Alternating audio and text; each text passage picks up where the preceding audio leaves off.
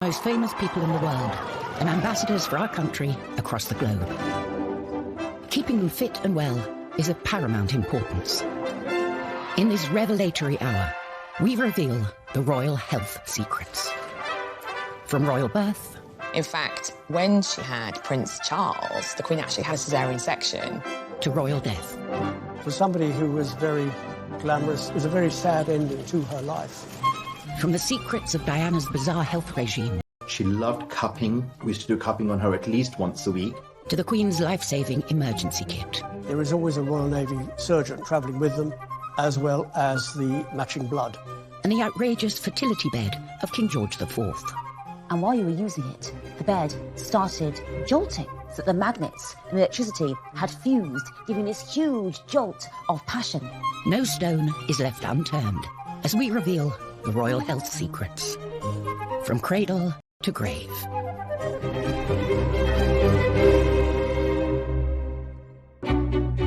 The royal family lead lives of jaw-dropping luxury and glamour in return for carrying out their duties. And there's one duty that's more important than any other. It can certainly be argued that the most important role of the royal family is to keep the royal family going. That means producing heirs and making sure that they produce heirs. The nation's rejoicing is marked by a salute of guns. Her Royal Highness is the proud and happy mother of a prince. The first stop on our tour of royal health, birth. Prince Harry dozed, behaving impeccably. We're used to royal babies born in private hospital wings and paraded in front of global press. But it was a different story. The Queen gave birth to Prince Charles in 1948.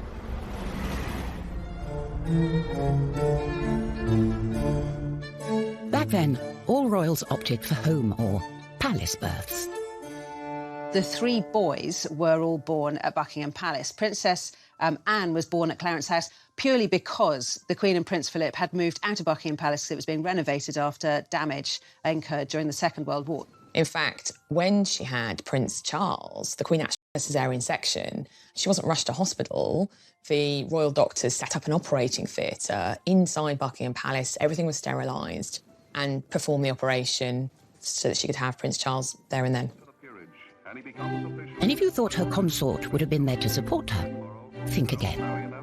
Well, apparently Prince Philip was swimming and playing squash when Prince Charles was born, which, frankly, is about as useful as a man of his youngest child. By that time, it's thought that the Queen put a lot of pressure on him and said modern fathers and modern husbands are at their wives' bedside during the birth now, so you jolly well can be too.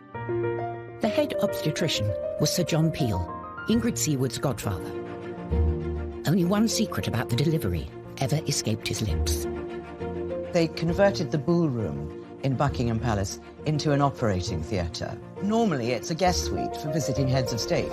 And it was all going a bit slowly, and the faces were very long. And Prince Philip walked in. And so, as it is Prince Philip's wont to make these kind of jokes, he said, and to think that last week, General de Gaulle was having a bath in here. And that sort of broke the ice, and everybody laughed. In those days, there was no rush to display the baby. There are some very sweet pictures of the Queen in bed, cuddling the baby Prince Edward, and next to the bed are her older children, Prince Charles and Princess Anne, and that group picture of the four of them shows, I mean, Edward was at least a couple of days old by this point, but the Queen was still in bed, kind of in confinement.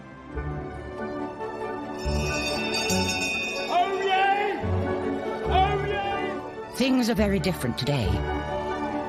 Now, instead of presenting a baby to dignitaries, the royal couple shows him or her off to the general public just hours after birth.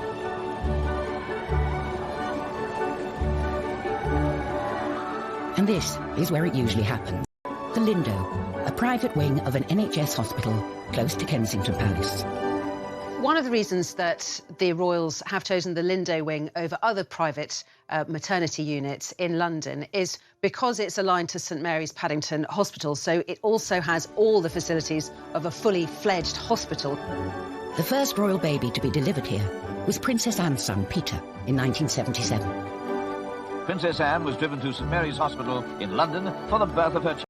And in 1982, a media circus, as Princess Diana gave birth to William, the first heir to the throne to be born in a hospital. Prince, Princess and baby Prince emerged to the cheers of the crowd.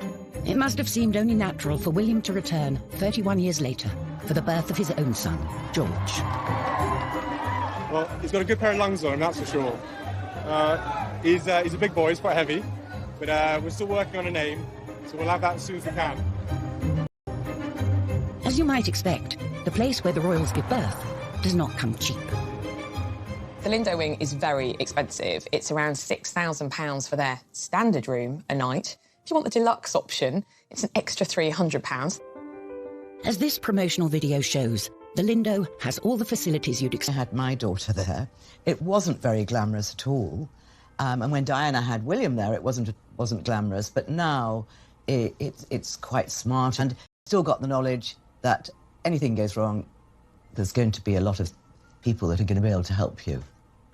So what's it like inside a hospital fit for the future king or queen? Catherine Filkins had her daughter Isla there in 2017, just months before Prince Louis's birth. It did feel a little bit like you were staying in a hotel in terms of the really nice toiletries that they provided for you in the bathrooms, and you had, a room with your own ensuite bathroom and your own private room. They had selection menus that you could choose lots of delicious gourmet-style food each day. They had the afternoon tea options. You could have wine and champagne if you decided. I didn't do that, but if you wanted to or your partner wanted to, they could partake in that. And really, apart from the amenities, it was much like a normal hospital. Neither, it turns out, did Prince William at the birth of Prince George. William and Kate eventually arrive. They were sort of nervous. The whole room had been sealed off for weeks beforehand, so once it had been security cleared. And William pops his head out of the room whilst Kate is in labour and says, "Oh, could I possibly have a drink?" And everyone's like, "Yes, of course you can." It's like, "Oh, just a glass of water." And they were like, "Of course!" Cold was room temperature. And I think they were surprised, obviously, that how sort of low-key Kate and William were. And after the birth, one can relax in style, as Catherine can attest. We had booked a standard room, and when we got to our room, we were in a deluxe suite, and we were led to believe that it was the room where the royals were, and it was huge. The immaculately presented Kate has helped make the Lindo Wing Photocall a modern-day institution. Any parents, I think, will probably sort of know what this feeling feels like. It's very special. But these photocalls are controversial. Many think they pressure other women to pretend childbirth is easy and neglect their recovery. There was a lot of talk about, did she really have to put tights on? We know that there's this etiquette that royals aren't seen without tights, but seriously, after giving birth, wriggling into a pair of tights must have been quite something. I don't think a civilised nation should be expecting women of any standing in life, whether they are birthing an heir to the throne or not, to do something like that. It was just disgusting. To those people who criticised Kate's appearance, especially with Prince George, what would you want her to look like? Do you want her to look, the future Queen of England, as if she'd been dragged through a hedge backwards? These pictures, particularly the pictures of the birth and the presentation of Prince George, are iconic. It's the birth of a new monarch, and I think we want them to look...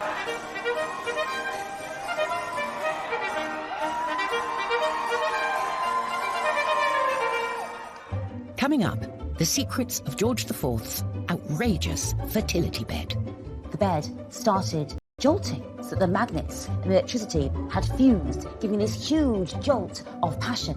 And how the Queen's health is protected wherever she goes. There is always a Royal Navy surgeon travelling with them, as well as the matching blood.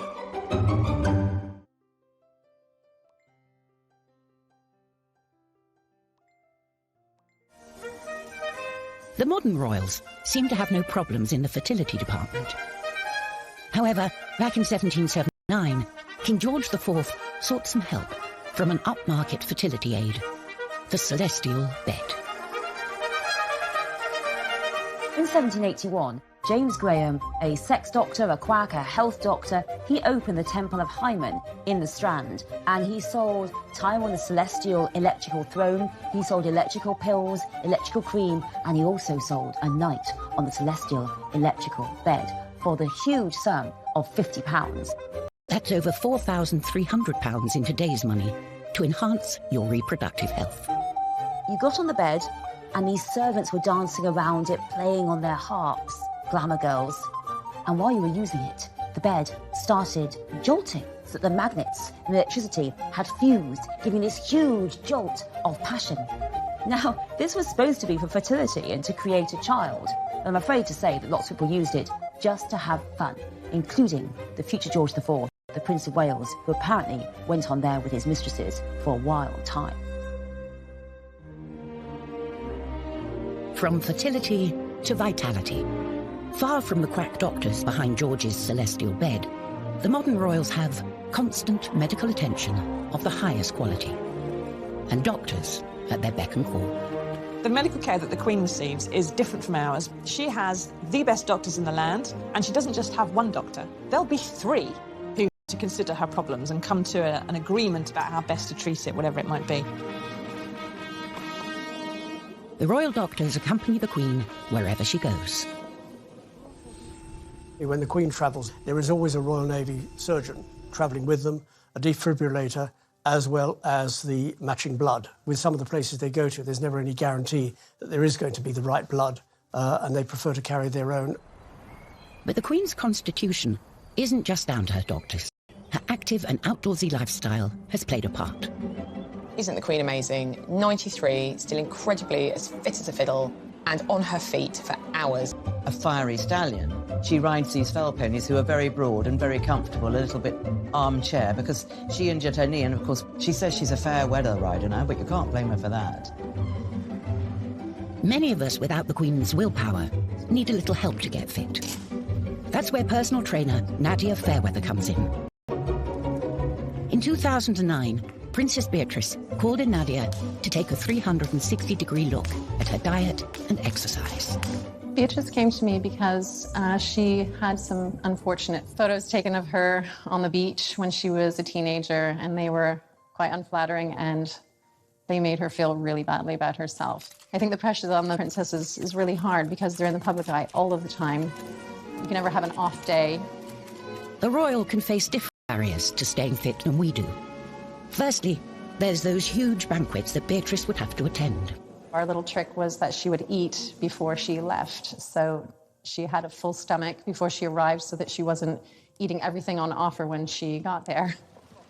Then there's the paparazzi and the public. Beatrice and I used to train really early in the morning to avoid people recognize her, and they would often interrupt our session. They'd get right in her face, not even ask, they'd just take a photograph of her. Someone who doesn't need help to motivate herself is the Duchess of Sussex. With Meghan, the royal family has gained a real fitness fanatic. We all know that Meghan, the Duchess of Sussex, is a yoga aficionado. Her mother is a yoga instructor, so she's been doing it all her life, and we know has even introduced Harry to the delights of yoga and has been getting him to do an early morning yoga session. She likes doing it in the dark with hip-hop blaring, maybe a few candles. Meanwhile, Meghan's husband, Prince Harry, is a member of the swanky Kicks gym in Chelsea. Kicks Gym, KX Chelsea, is so exclusive. It's £600 a month. Yes, it does have gym equipment in there, but it also has, you know, a restaurant, it has a spa. Prince Philip, on the other hand, has followed a more no-thrills approach. When he was first married to Princess Elizabeth, he used to put on sweaters and run around the garden until he got a real sweater. The Queen thought he was mad. His tailor says that he's never actually had to take out any of his clothes. He still fits into all the uniforms he's had his entire life, which for a man pushing 100 is extremely impressive. The answer for everyone should be keep fit and stay alive. The secret to Philip's success is the 5 Basic Exercises Programme, or 5BX, an 11-minute routine developed for the Royal Canadian Air Force. The advantage of the 5BX is that you don't need any equipment, it doesn't take up a lot of space or a lot of time. All the major muscles in the body have been used, so you see that it is balanced. For some royals, keeping fit and healthy isn't enough. They like to take matters into their own hands, using alternative therapies to treat themselves. The royal family for many, many generations have been fascinated by homeopathy, by alternative therapies, by the occult. Prince Charles is a passionate advocate of homeopathy, and in 2019, controversially, became patron of the Faculty of Homeopathy. He's absolutely devoted to it, and it's one of the weaknesses that people see in his critical thinking. Homeopathy is based on the principle that a substance that causes a symptom can also cure that symptom. Britain's most senior doctor, Dame Sally Davis, said she was perpetually surprised homeopathy was provided on the NHS and branded it as rubbish. In 2017, NHS England stated that no GP or prescriber should be providing it at all. However, the British Homeopathic Association maintains that a growing body of published research in good quality peer-reviewed journals shows that homeopathy has a positive effect. Prince Charles should be using his absolutely huge profile and platform to be promoting something that has evidence behind it, something that is going to actually help genuinely his nation. Famously, the biggest advocate of alternative therapies in the royal family was Princess Diana. That is liver meridian, take away all your tension. Dr. Lily Howe is an acupuncturist who treated Diana for stress and anxiety from 1996 until her death. She come 1 week, at least about 6 months, and after that, you know, even after 1 month, and she kept telling me, she said, Dr. Lily, I never feel as good as now physically. Acupuncture really can help her to calm her down, to give her more energy. And also, she said, before when she faced problem, she easily to break to tear and then lose her temper. And now she just face it. Princess Diana always said, if it can help me, it of course can help other people with similar problem like me. But Princess Diana didn't stop at pins.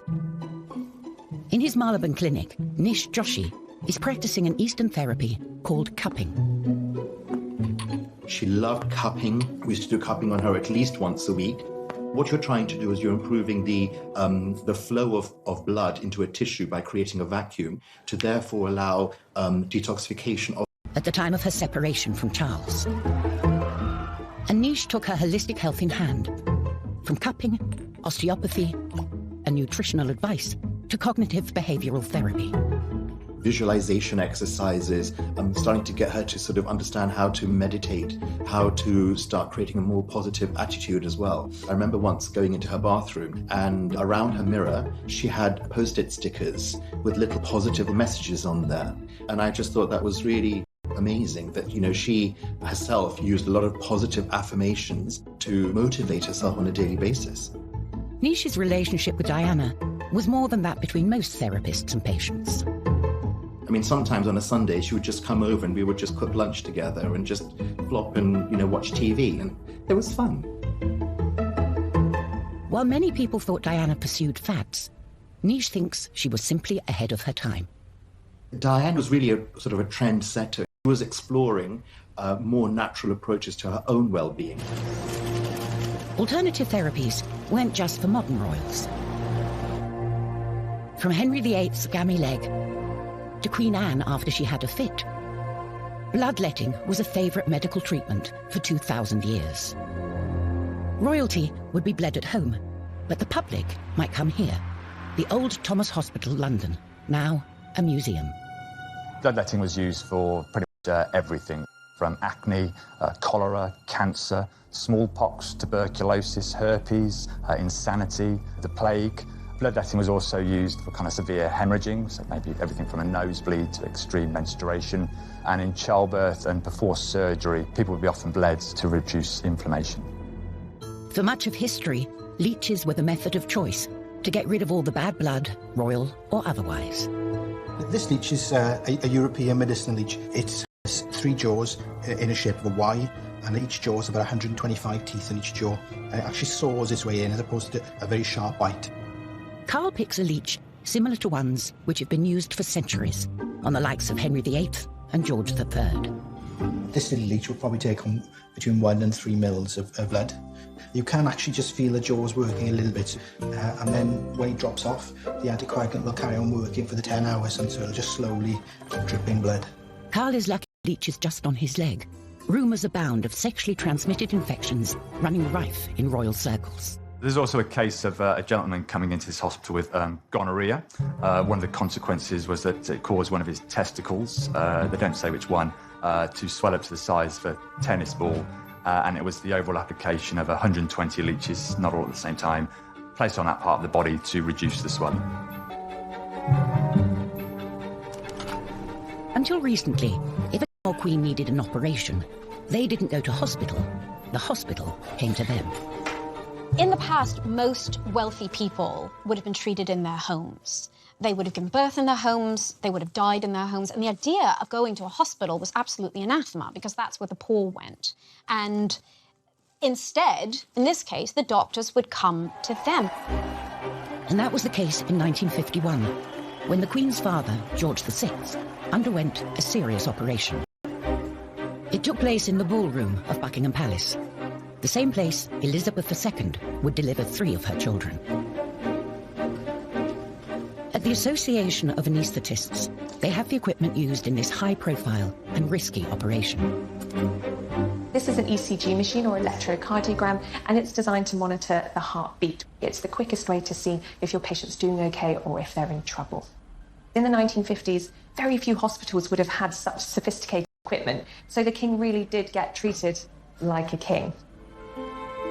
The king had lung cancer at the time. He was a very heavy smoker, and the operation was to remove one of his lungs, so it was a very serious operation. The assistant anaesthetist on the day was Dr. Cyril Skerr.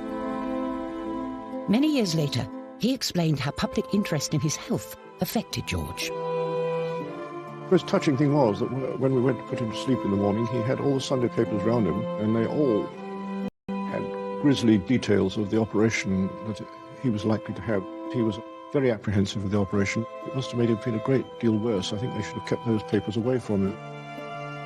Having a pneumonectomy or having one of your lungs removed is a very big operation. It was performed successfully, and the king did come around and survive afterwards, but unfortunately he did pass away within the year. The Queen's father was treated at home, but that is a thing of the past. Coming up, we reveal the secrets of the Royal Hospital. It's like a posh hotel, really, with kind of operating theatres. And the family medical secrets they kept hidden. His brother, the future Edward VIII, said he was more of an animal than anything else. He's the royal family's dirty little secret.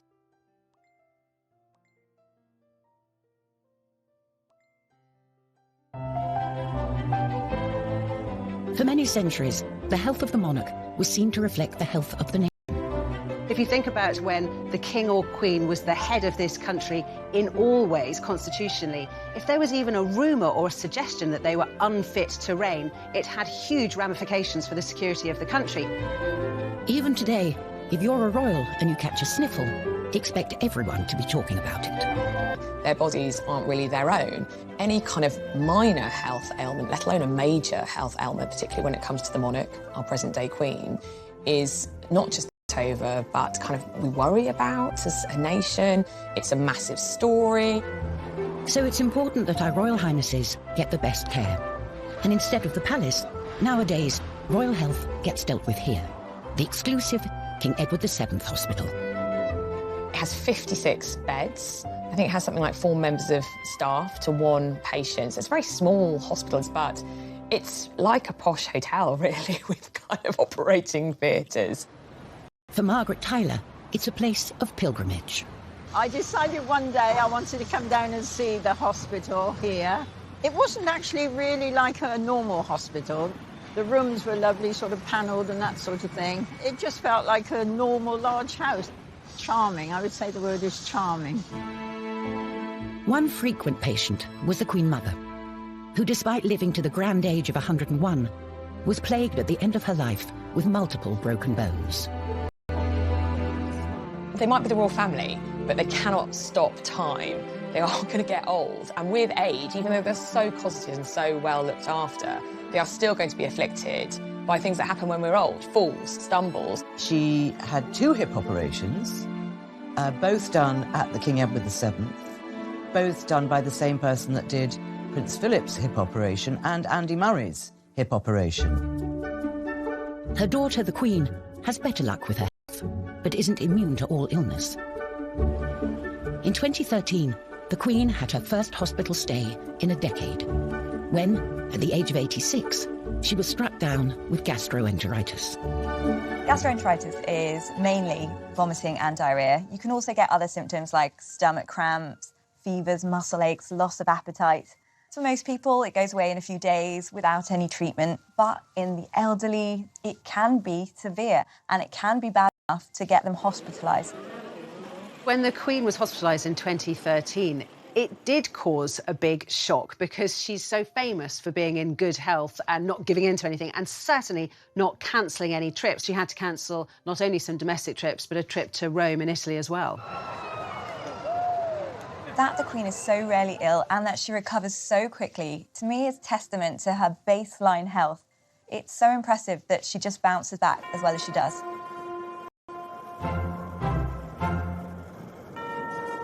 Prince Philip is another famously robust member of the royal family. But by the time he reached his 90s, even his health was beginning to fail. For about 4 hours in good old English drizzle in the middle of the River Thames, he was taken to hospital with a bladder infection. And it was widely believed that this is because he had spent 4 hours tying a knot in it and holding it in. It's not good for anybody, but especially not when you're 90. And while getting sick isn't often a matter of choice, dangerous hobbies sure are. The royal family's love of horse riding is well known, but it can come at a cost, as Princess Anne found in 1976. The first many people knew about the accident was when Captain Mark Phillips galloped off to his wife's side. The princess, unconscious, was covered over with blankets as officials anxiously summoned an ambulance. Princess Anne was taken to hospital, but got lucky escaping major injury. Later learnt that Princess Anne had cracked a vertebra. But her daughter, Zara Phillips, has not been so fortunate. She was also knocked unconscious after a fall in 2004 and broke her collarbone in 2008. Every year, unfortunately, people do die and have serious injuries as a result of horse riding, including paralysis. There are so many other sports that are much safer. Royals might as well be bungee jumping for all the safety procedures and that they follow and the risks that they run. Bungee jumping in a car park above concrete with a really rubbish elastic band. To correct her spine, Princess Eugenie underwent major back surgery. In 2018, she decided to break royal protocol with her wedding dress to send a dramatic message. When Princess Eugenie got married, it was one of those moments where the royal family, the younger royals in particular, actually did a wonderful good thing for everybody else. She decided that one of the main features of her wedding dress should be quite low back, and she wouldn't wear a veil. It was a major break from tradition, but meant everyone could see a long scar on her back from her childhood operation. Scoliosis is when you get a curvature and a twist to the spine. It can be severe and does need surgery and physiotherapy. In Princess Eugenie's case, she had 2 metal rods, one either side of her spine, put in and fixed in place with screws. She made an effort to design a dress with a big, deep V at the back to show her spinal scar so that she could show every other boy and girl in the world and in the country that if you have something like a curvature of the spine, A, it can be fixed, and B, your scars are what make you, and there's no need to be perfect. And I thought it was wonderful. I was almost in tears watching that. Eugenie proudly showed her scars off to the world. But back in 1902, the royal family were busy hiding away what they saw as a medical embarrassment. That he wasn't developing as fast as the children, he wasn't learning as fast, he had epileptic fits, he may have had autism. And they really started to try and hide him away. He did not go to his father's coronation, and in the First World War, he was basically put on this farm.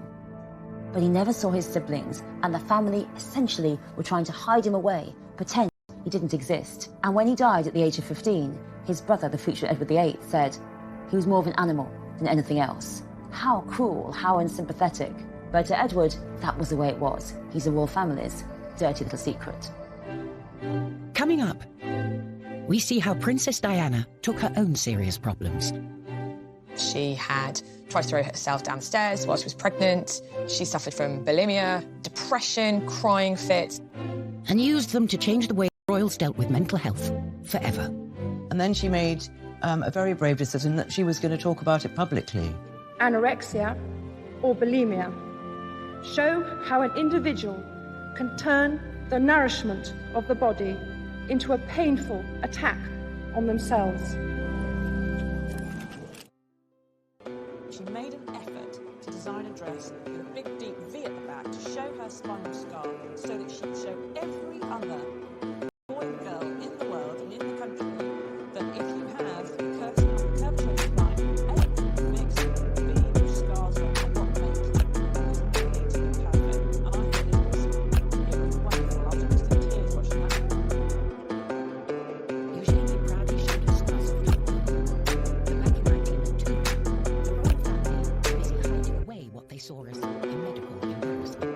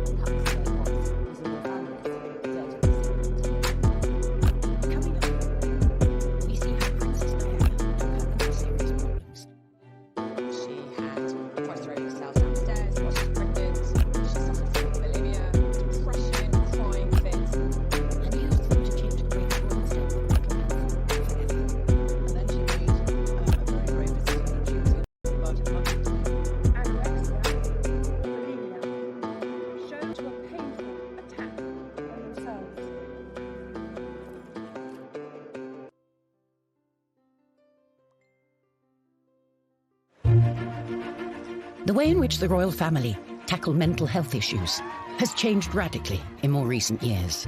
And much of that transformation was due to one woman. No one really knew that Princess Diana was suffering from mental health issues until the bombshell book written by Andrew Morton, which revealed that she had tried to throw herself down the stairs while she was pregnant. She suffered from bulimia, depression, crying fits.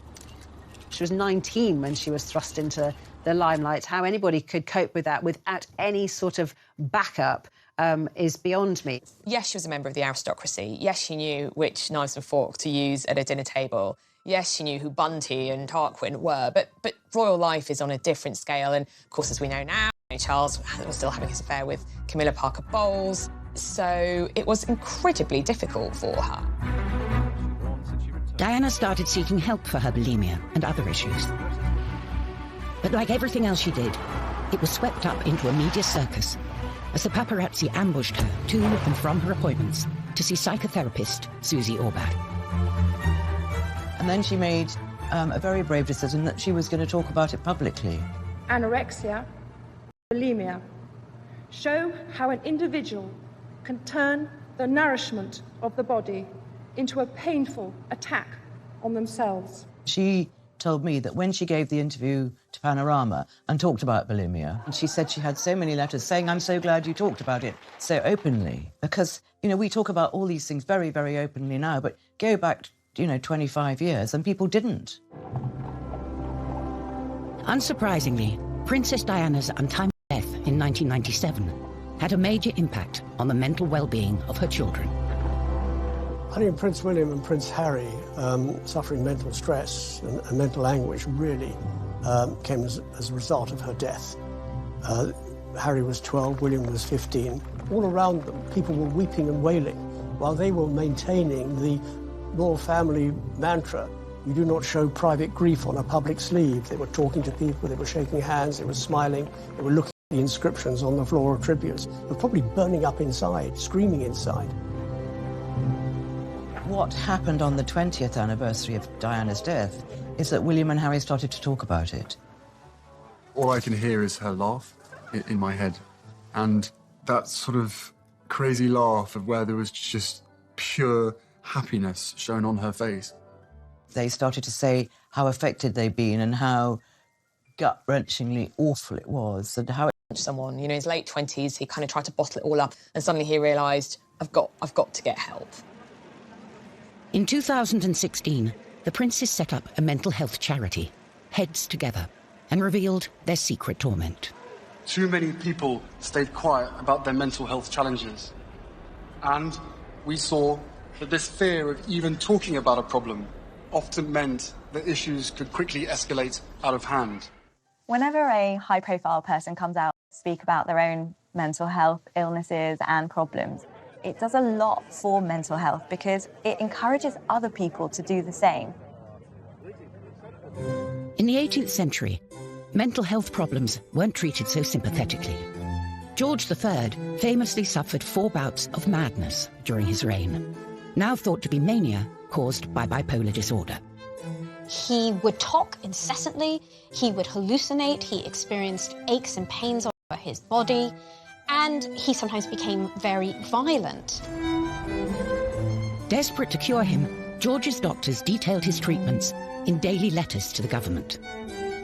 So here we've got a series of letters from the doctors who were looking after George III during the first episode of his illness in 1788 to 89. They had a lot of ideas. They would have been using traditional techniques like bloodletting, blistering, using purgatives like senna, so a laxative. To make him big. I mean, it was pretty horrific. One of the daily bulletins describes how the king has been in the straitwaistcoat the whole night. So he's basically been tied in his bed. So they talk about what a terrible night he's had. This is someone who his mental health is paramount because his mental health is the country's mental health. So this is a political crisis, but yet it's all about the king's body.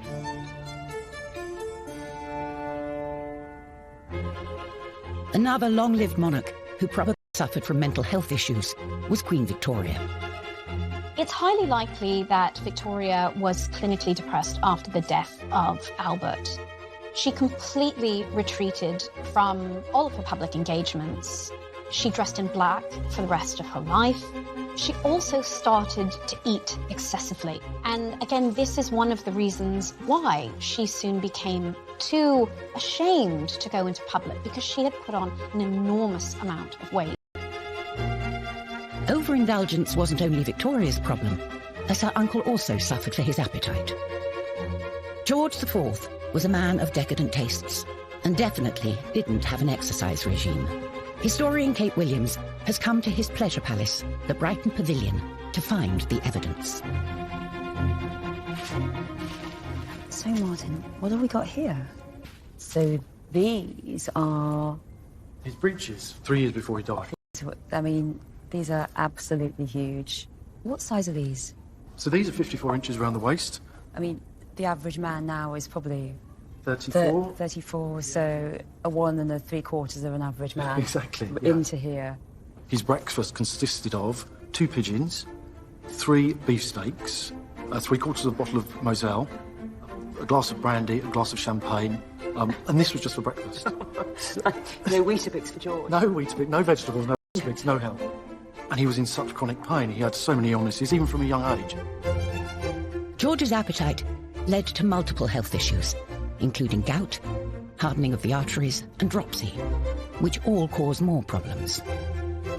The gout led to cataracts, meaning he was practically blind by the end of his life, and his hands got so full of liquid, he was unable to hold even a pen. There was a point his physicians actually said, because he was so large, that actually any exercise he did would have actually been quite damaging to his health. By the end of his life, he had to sleep sitting up to avoid being suffocated by his own weight, while doctors regularly tapped his abdomen to drain excess fluid. This is the reality. A man who had had a life of excess, and his health was... Shot. Absolutely shot to pieces. Yeah. Wow. It really brings home that one of the worst threats to a monarch's health is actually his own indulgence. But George IV wasn't the only royal who fell foul of their decadent lifestyle. The Queen's sister Margaret died in 2002 at the age of 71 after enduring years of bad health. Poor Princess Margaret, a lifetime of hard living finally caught up with her. All that drinking finally caught up with her. She scalded her feet in a shower, moustique. I mean, she didn't realise that the water was so hot. I mean, she literally was so hot it scalded her. That was a sort of led to more and more medical problems with her. Migraines, laryngitis, bronchitis from all the smoking, hepatitis, pneumonia, not forgetting the 3 strokes. For somebody who was very glamorous, somebody who enjoyed life, to suddenly be confronted with burns that you don't quite get over, to have a number of mini strokes you don't quite get over, it was a very sad ending to her life. Thankfully, her sister the Queen is much healthier. And just as well, when we've seen how the health of the monarch has been synonymous with the health of the nation for most of British history. The monarch is if the monarch is strong and healthy, the state is strong and healthy. We still wait with bated breath for every royal operation and celebrate every royal baby. And to many people, what happens to a royal body is almost as important as what happens to their own. It's always that kind of dichotomy. They're like us, but they're not like us. They live in palaces and drive around in carriages and have every kind of luxury that life could ever throw at them. But on the other hand, they are just like us because they still need hip replacements, have knee trouble, they break wrists, and so it kind of shows that they are just still like us. We have a very strange psychological connection to the royal family, as though they are our own family in some way. And so when their health suffers, we really care and we really are interested in it. Many people do look up to the royal family and they want them to be more beautiful than us, better dressed than us, sparklier jewels than us, and have better health than us.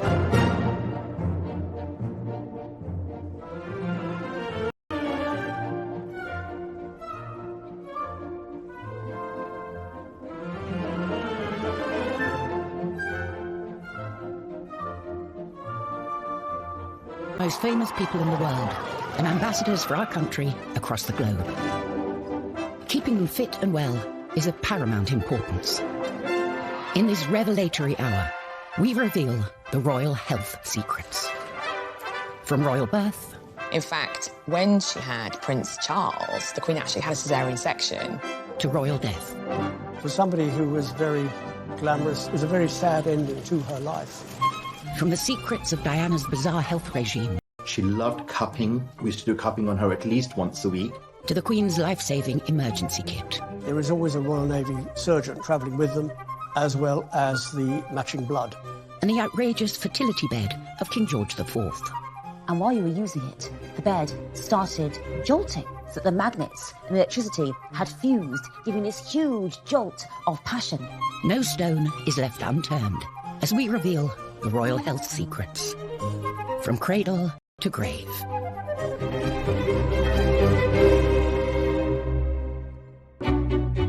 The royal family lead lives of jaw-dropping luxury and glamour in return for carrying out their duties. And there's one duty that's more important than any other. It can certainly be argued that the most important role of the royal family is to keep the royal family going. That means producing heirs and making sure that they produce heirs.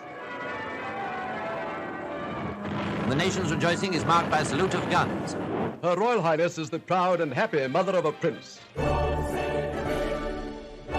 The first stop on our tour of royal health, birth. Prince Harry dozed, behaving impeccably. We're used to royal babies born in private hospital wings and paraded in front of global press. But it was a different story. The Queen gave birth to Prince Charles in 1948.